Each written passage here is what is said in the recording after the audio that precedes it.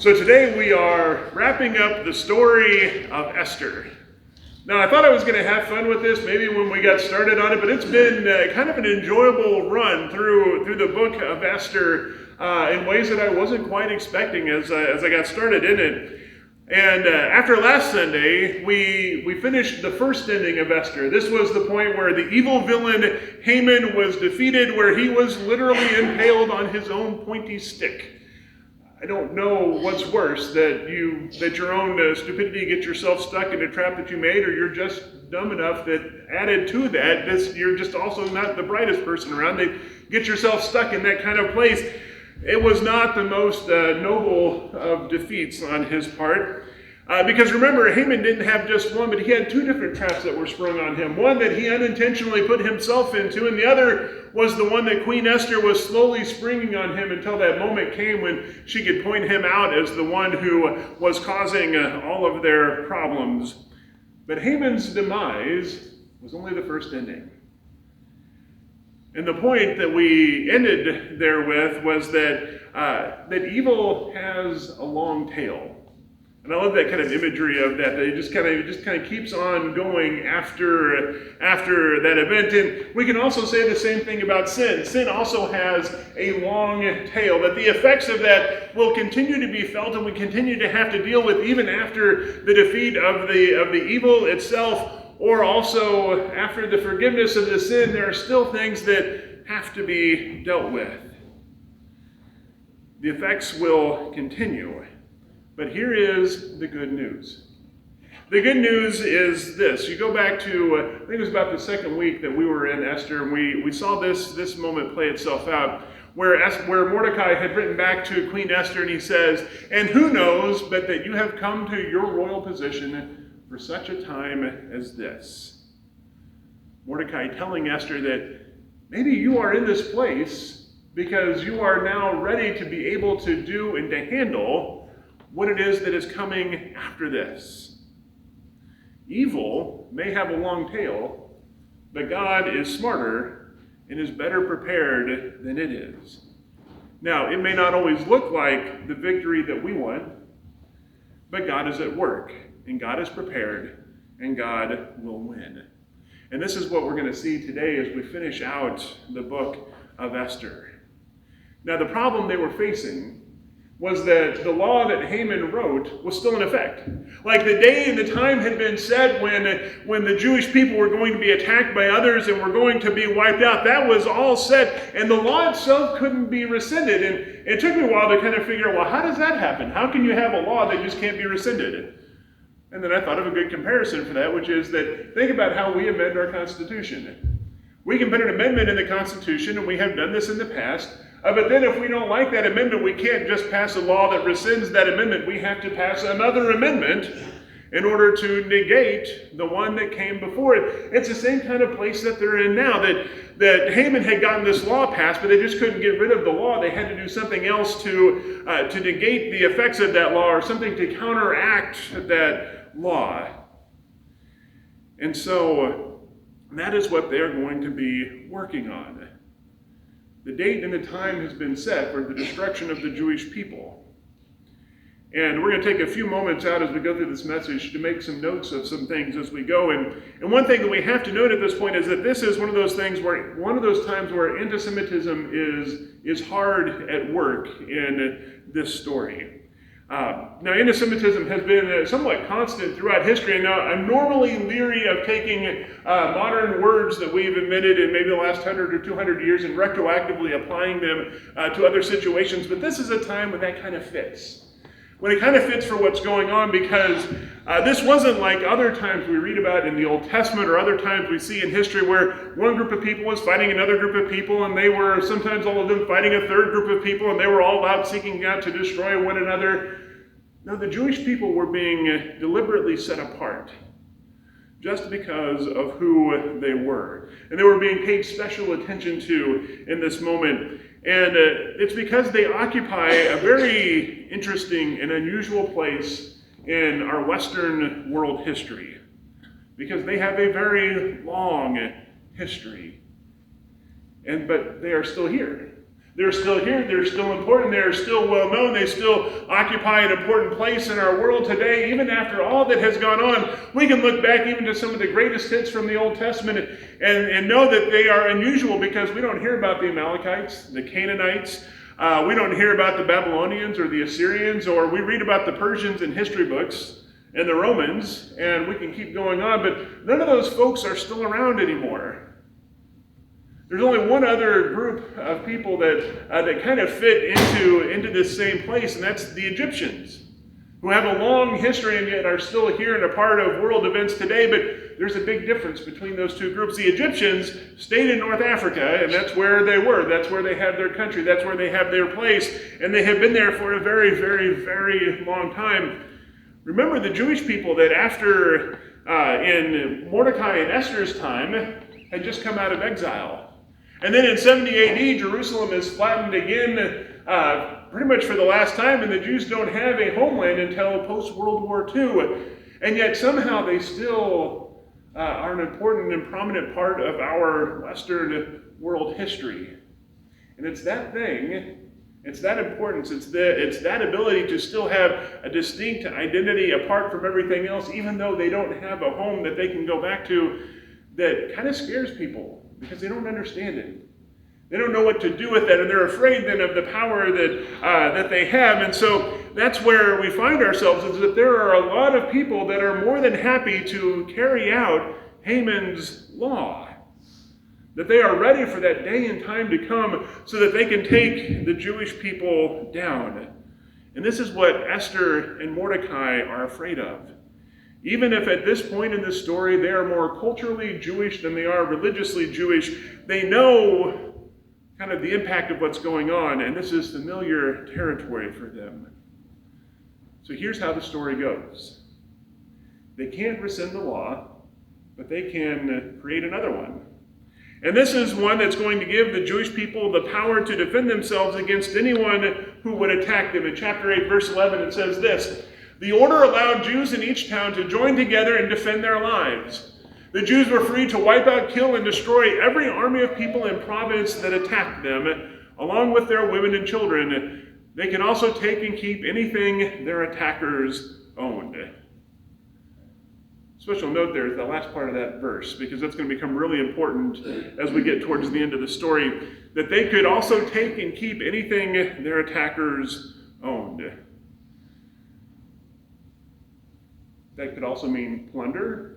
That could also mean, remember that bribe that Haman offered to the king to get him to pass that law? Where the king said, "Hey, you know what? Well, I don't need the money. Why don't you just keep that and go and do what you want?" It's not like Haman had that money, because that was almost a year's worth of revenue that the king would bring in, that the size of that bribe that he was offering. But it was probably, and I'm fairly comfortable in saying this, probably what he was expecting to take from the Jewish people as they were working to wipe them out. And now they have this little part in there that says, "Hey, anyone that attacks you, you all can go ahead and take their stuff." Hold on to that, because that's going to become an important part of the story. This new law, this new order, goes out to every province, to all the peoples of the kingdom, and goes out in their own languages so that they can read it and understand it and know what it is.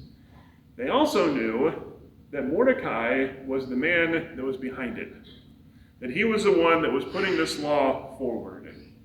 And so the fateful day comes, and the Jews are ready for what's going to take place. This is where I have to say time out. Because there's something we got to talk about in Esther, and that's we've got to talk about the violence in the book of Esther. Because it is one of the more violent books in the Old Testament, which is kind of saying something, but it's only 10 chapters long, and chapter 10 is really more of an epilogue than it is anything else, because it's about that long compared to every other chapter in the book of Esther. And there is a lot of violence that happens in those chapters. Now, we could do a whole series on violence in the Bible, but Esther would always stick out a little bit. Because it doesn't, because we don't want to deny that the violence is there. That's one way of doing it, finding different ways of kind of dismissing it, whatever it is. That's one way that we can kind of do that. But we can't deny that the violence is there. And we can't deny that violence is hugely detrimental to all those who are involved. Remember, though, in the past when we've talked about violence, especially in the Old Testament, we've noted that violence is always a sign that something has broken, that something is fundamentally broken.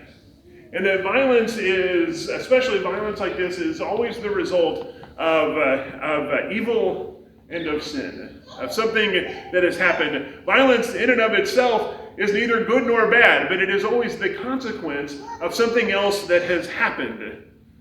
And so we have to ask the question, well, what is it the consequence of? What is it that has led to this point? So the challenge is not to stop reading when we get to all of the violence in Esther, but it's to ask the question, what is it doing? And so the first thing is we have to remember that in Esther, everything is over the top. We start out in chapter 1 of Esther on a scale of 1 to 10. We're starting out at a solid 10, and then we're going to crank that up to 11. That's where Esther kind of spends most of its time, is just over the top. And so as we read some of this, we have to remember that the way they've set the story is that it is just completely over the top. The second thing, though, that we have to remember is that this is a result of anti-Semitism, of people who just do not like the Jews and want to see them destroyed. And so that's where things have broken. That's where it's broken down. You have one group of people that are intentionally setting out after them to do harm and to do violence to the Jewish people.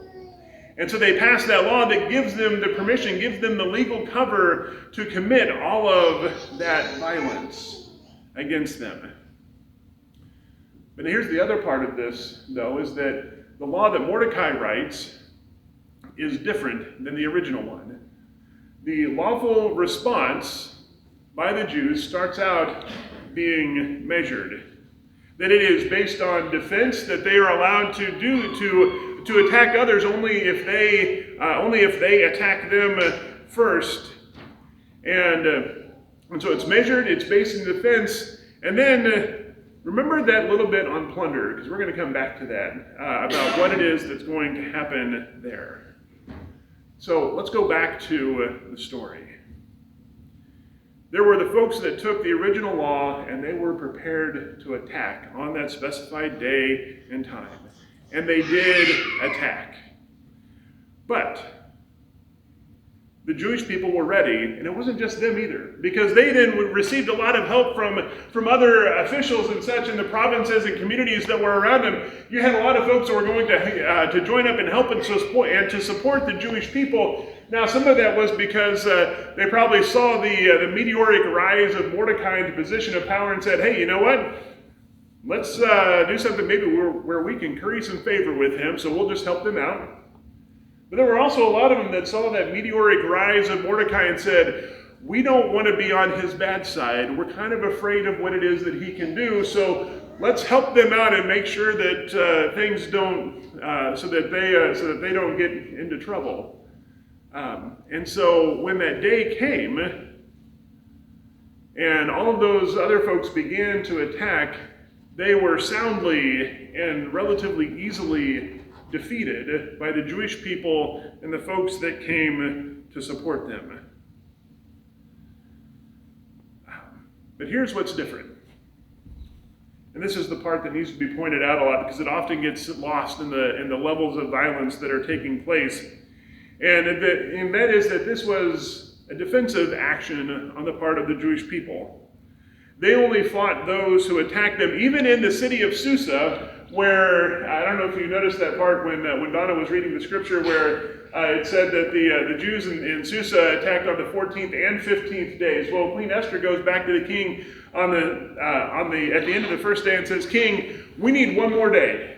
We need one more day to finish kind of mopping things up and make sure we have all of this rooted out and we've got all the folks that are responsible for this taken care of. But this was still mostly a defensive action because Susa was the capital. Susa was where all of this started. She knew that in order for them to be comfortable, in order to be okay and feel safe, that they had to make sure they had everyone. And so the king allowed them to go out the second day. But it was a measured response. And I feel like I can say that because we get into chapter 9, and there's a few things that get repeated over and over and over again in there, and that's in verse 10. But they did not lay hands on the plunder. Verse 15, but they did not lay hands on the plunder. Verse 16, but they did not lay their hands on the plunder. That lawful bit in there that said they can take anything that their attackers owned and would have been understood and expected in the time that they lived in, because that's how you read enough stories about conquering empires and kingdoms and all of that. One of the things you always hear is that they are always, for the most part, about plundering their enemies because they got to pay for a war somehow. Like, I got to raise that money somehow. If nothing else, they make themselves richer so they can build big, extravagant palaces and pay for the armies and all that sort of stuff. But they didn't do it. They intentionally, even though it was written in the law to give them permission to do this, to take all of those things, they did not take it. It was a measured response. It feels like overkill to us. That's because we live in a very different world than they lived in at that time. But in context, this was a very measured response that they had. They weren't seeking retribution, but they were seeking security. And even remember back in Esther's original plea to the king, when she finally made her request to the king for what she wanted to have done. And remember that part where she said, if they had only been wanting to sell us into slavery, I wouldn't be here today talking about this. Not that they would have liked it, but they would have understood it. That would have been normal for the world that they lived in at the time to have been sold into slavery like that. And slavery for them in that time was different than American slavery in our own history. And so they said, they would have said, this is expected. We get this. That would have been the way the world works. She said we would have been okay with that if that had been all that they were doing. She's always been very careful about what they had been seeking out to do. Remember that violence is always the last result when something has been broken beyond the willingness or the ability by some involved to fix it. Because it only takes one side to keep that going, to make sure that it stays broken. And so the Jewish people's response, Esther's response, Mordecai's response to what was been happening is actually working at a way of trying to fix what had been broken. So let's put all these pieces together now. The first things first. Evil can and will always be defeated.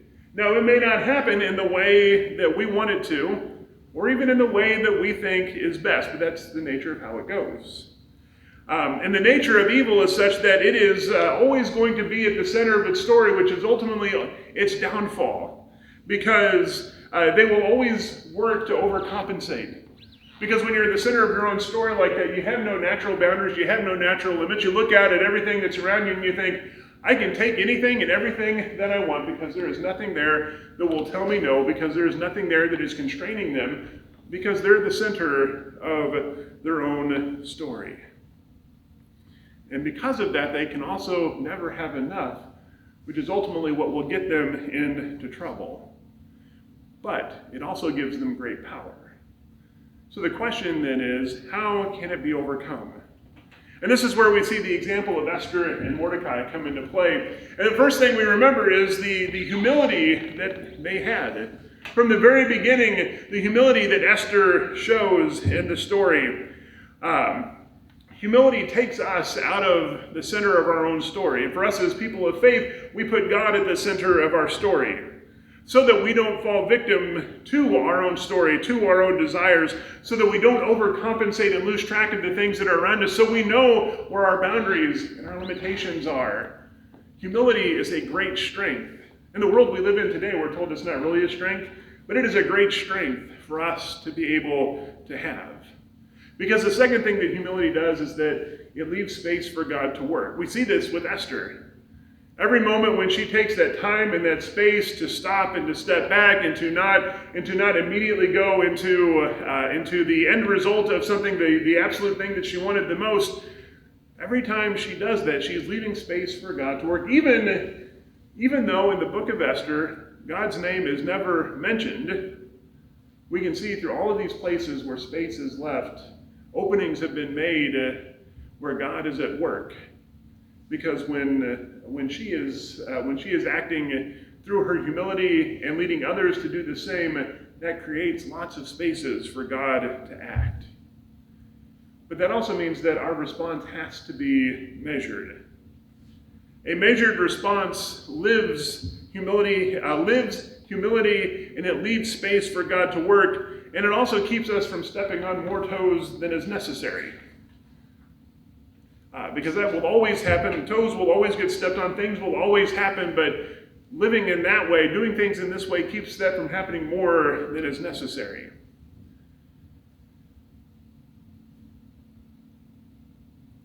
Because God knows how this is all going to play itself out.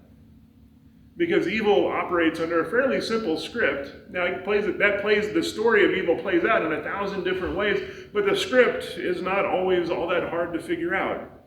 And so God is prepared. God is prepared for what will be happening, and through 1,000 small openings, has prepared things so that they can win. What makes this better is that the more that we do this, that we seek to live out this kind of life as we're presented here, the more that we open up more of those small spaces for God to work. And then doing that intentionally as people of faith makes that even more powerful, because we're intentionally saying, God, we are living our lives knowing our own limitations, knowing our own boundaries, living it in a sense of humility that creates more of that space where we have gotten out of the way and we are seeking to help God do the work that he is doing, creates even more of those spaces. And the more that we practice that, and the more that we do that, the easier that becomes to live, and actually ends up leading to a more fulfilling life. Because when we aren't worried about trying to do all of the things, we know how to live that life in a good way. And so God is prepared for what will be happening and what will be coming, and has been working on that through all of time. Our goal as we prepare to go out into this week is to live a life that lives in humility, that leaves space for God to work, that is measured in its response, because we realize that even then we still have more than we need to live out this life in a good and a healthy way, but it can still be measured and tempered, and we can still go out and do and be the people that we want to be. Let us go and be people that live these lives, and that lives this life in a way that will help others to come and to see and to have faith, and that lives it according to the example that Christ gives to us, who God sent into the world to show us this in a new and a different way. Let us go and be these people and do this in Christ's name. Amen.